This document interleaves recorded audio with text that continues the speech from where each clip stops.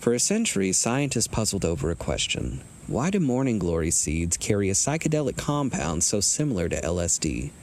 Well, the culprit wasn't the plant at all. Morning glories are fast-growing vines with trumpet-shaped flowers.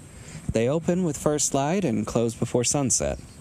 With heart-shaped leaves, they climb and spread quickly, persistently, sometimes invasively.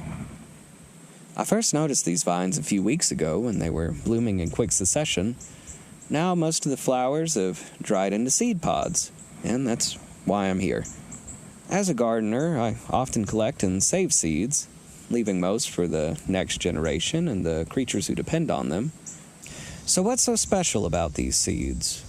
Well, some of them carry more than just the promise of another vine. Morning glory seeds can contain ergine, also known as LSA.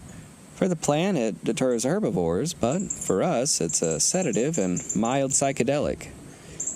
It was used in Mesoamerican rituals and later sought for its hallucinogenic effects.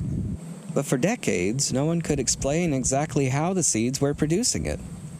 Until earlier this year, the missing piece of the morning glory mystery was found.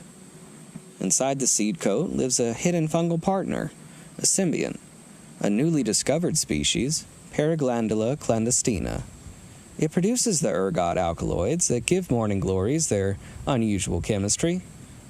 Albert Hofmann, the chemist who first created LSD, had theorized a possible fungal link, but now it's been confirmed by Corinne Hazel, a student researcher at West Virginia University. This discovery is a reminder of how deeply plants and fungi intertwine. Sometimes they're so close that they're nearly indistinguishable. Ergot-producing fungus has another tie-in to human history. Claviceps purpurea. It infects grasses and rye. When its compounds contaminated food grains centuries ago, it spread ergot poisoning. Repeated consumption of the tainted foods caused ergotism.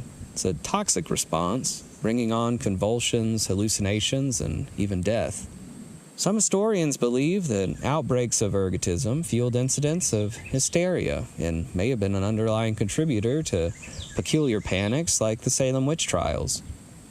Today, scientists are studying ergot alkaloids for an entirely different application: potential treatment of neurological conditions, migraines, dementia, degenerative diseases. That's the great chemical duality. One dose can heal while another's deadly. Nature doesn't really concern itself with that, though, and doesn't divide itself into good or bad. A flower is a flower, whether it charms pollinators or carries a compound that rewrites the mind.